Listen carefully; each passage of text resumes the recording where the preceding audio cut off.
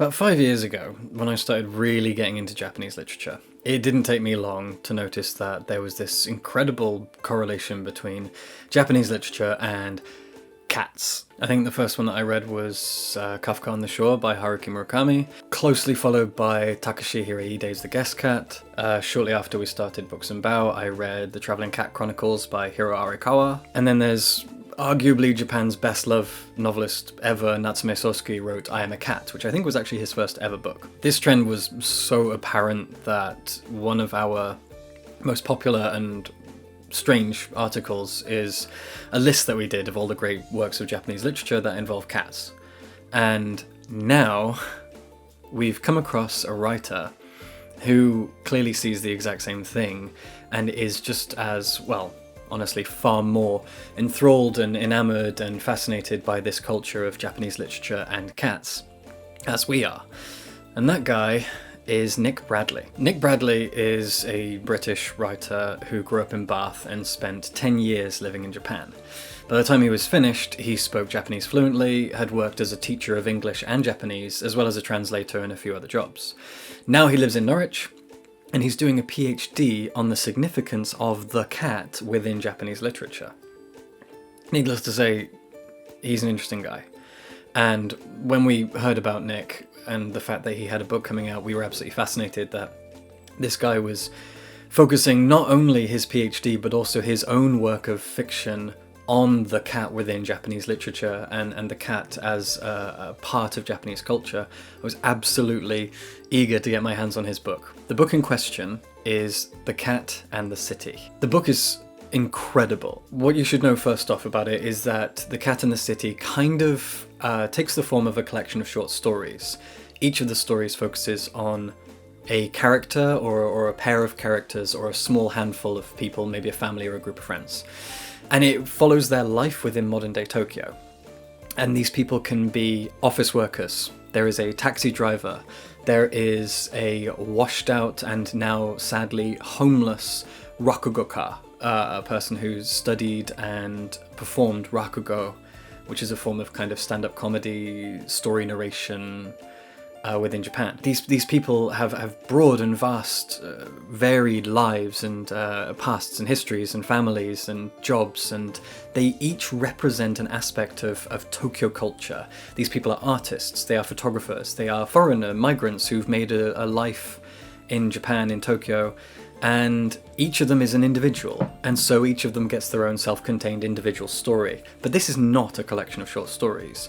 This is a tapestry woven together by the threads of individual people within Tokyo in the 21st century. These are people of different ages, of different genders, of different backgrounds and different lives. And as the book goes on, across 300-ish pages, it becomes more and more obvious that these people are interlinked as they start to appear within each other's stories. And it beautifully demonstrates how it is impossible to live an isolated life. We affect one another in a ricochet domino effect kind of way. And it's really, really exciting to get to know these characters within their own stories, which are usually, a 10-20 minute read, and then see them popping up in each other's stories and how they are affecting one another. It's getting dark in here. Okay, that's better. Hang on, my coffee's cold. So, the book begins with a tattoo artist. The first story is a little bit of a misstep in from where I'm standing, so if you think the same, then you just need to stick with it. The first story is a tattoo artist in Asakusa in Tokyo, and he's one of the great tattoo artists of today. In walks an 18-year-old girl who is a little bit overly edgy in the way that she's written and portrayed, and she comes in, she's about 18, and she says, I want a tattoo, I know exactly what I want, and I want you to do it. And the two of them have this kind of awkward back and forth, and their characters are okay. I felt like they were a little bit wooden, a bit two-dimensional, but they are not key characters within the overall story. They're kind of a framing device. So the tattoo artist starts tattooing the back of this girl, who has insisted that her tattoo must be an entire blueprint of Tokyo. And so he spends weeks and weeks, sessions and sessions on this tattoo on her back. He adds a cat to the tattoo, and she has explicitly said that she doesn't want any living things, any people in the tattoo, but he wants to put his own spin on it, so he puts a cat in it. And then the cat starts to move, and by the end of the story, he knows, he can sense that this calico cat is outside his door in real life. It's a little bit spooky, it's a little bit strange, and it sets up the tone of the book overall, but it's not the best story. From here, what we get is a series of incredible tales that are all so beautifully interwoven together. From here, you've got a handful of characters who you really get to know so well and so wonderfully. You've got, my favourite character is a young American woman called Flo. Flo is from Portland, Oregon. She's been living in Tokyo for several years, and she used to live somewhere else in Japan, and I now can't remember where it was. But she started off as a TEFL English teacher, like so many of us did. And now she is a Japanese translator. She moved to Japan not speaking the language, now she's a translator. And she's a introverted, indoorsy, bookish type who takes great pride in her translations. And what she's trying to do is translate this... Oh, the light! Bloody hell. Still too bright. Okay. So she's trying to translate a collection of science fiction stories by one of Japan's most beloved sci-fi writers. And Flo is the sweetest character, but what's interesting is that within her story we get to know this sci-fi writer.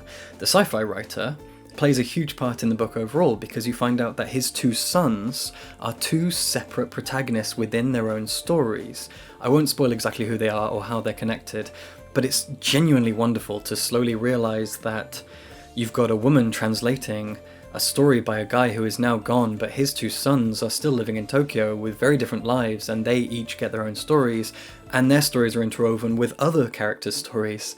And it slowly builds up this wonderful tapestry of people who, by sheer happenstance, all affect one another and interweave their lives together. Now, beyond the fact that each of these individual stories is so unique and exciting, what really sells the book is its characterization. These characters are so sharply and precisely written. Nick Bradley has a wonderful eye for character detail, and not just detail, but the ability to express those characters immediately. We, within moments, within a few pages of knowing these characters, we really get a sense of who they are.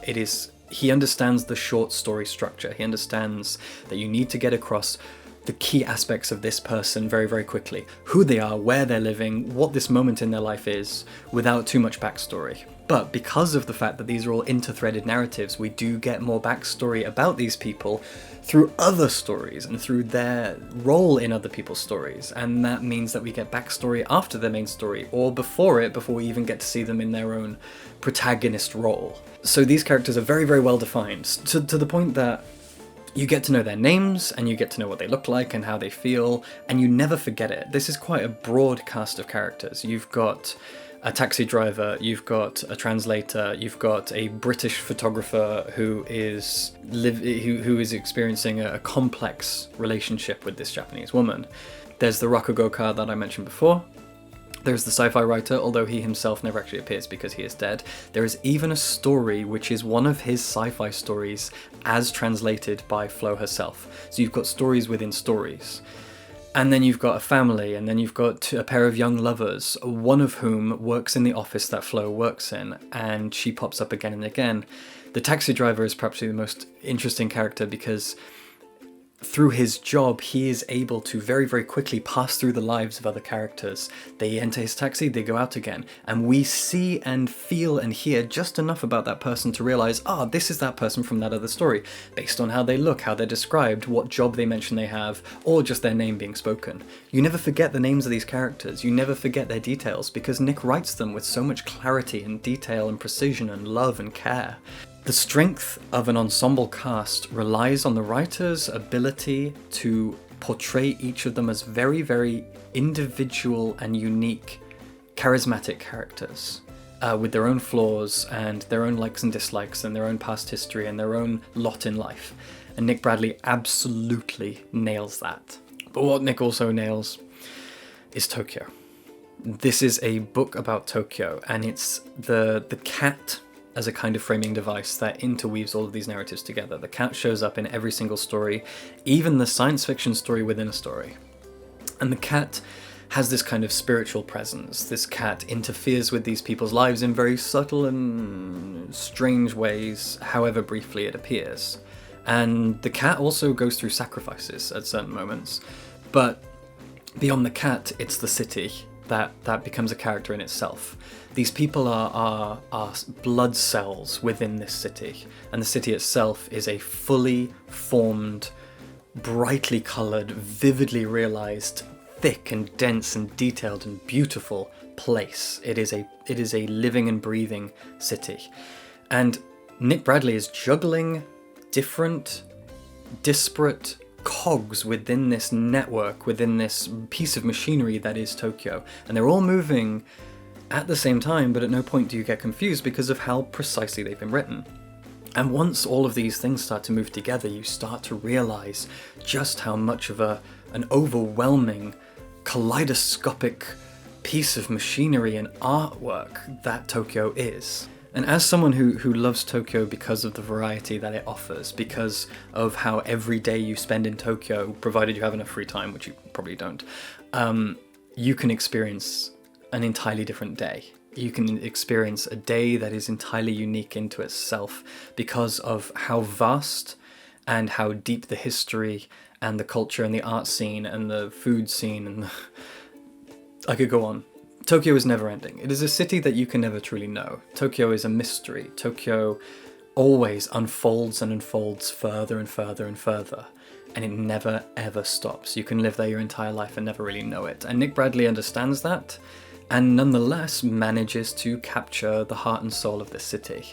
This is a man who loves Tokyo. This is a man who is captivated by it. This is a man who has tried desperately to understand Tokyo and its people, and he has done a splendid job of it, not only in capturing these people, but in recreating them in a sprawling piece of fiction made up of disparate lives. He understands the economics, he understands the politics, he understands the etiquette, the social graces, he understands the work culture, he understands the social rules, he understands expectations, he understands the art and the food and the theatre and the coffee culture and the drinks culture and everything that makes up this wonderful metropolis.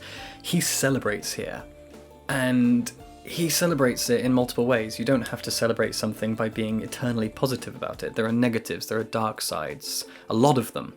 And the dark sides marry with the light sides, within families, within offices. There is so much here to enjoy, and at no point is it a chore or a challenge. This is a memorable, clear and precise piece of art. Cogs in a machine. That machine is bionic, it is biological, it is Tokyo, it is beautiful, and it is unique, and it is never ending, and it is ever unfolding. And within that you get a collection of fascinating, wonderful, detailed, beautiful people who are so often flawed and broken, and they make mistakes, and in the truest sense of a good short story, their tales don't end. When you get to the end of one protagonist's narrative and go into the next, that person that you thought you were done with will appear again later on. They've moved on. Or perhaps it's back before, perhaps it's a prequel to their life. And none of this, I promise you, is confusing in any way. These are just lives intertwining, flowing past each other, through each other, momentarily affecting one another. And each of them is so beautiful and rich and unique. And what Nick does is balance the artists, the creatives, with the salarymen, the people who are choked by industry and corporate capitalism, and he manages to breathe life into them in equal measure because he understands that these are fucking people. These are living, breathing, interesting people. The Cat in the City is a debut book with a few of the traps that debut books have, like getting off on the wrong foot, a few wooden characters here and there, little details that aren't shared or made equally vibrant as others. But these are the tiniest most pathetic little nitpicks within a phenomenal piece of debut fiction that you wouldn't think as a debut. It's a book by a Western man who so deeply understands and loves and cherishes Tokyo and its people, and celebrates that in a work of art that is utterly splendid. The Cat in the City is exquisite, and it is absolutely one of my favourite books of 2020 so far.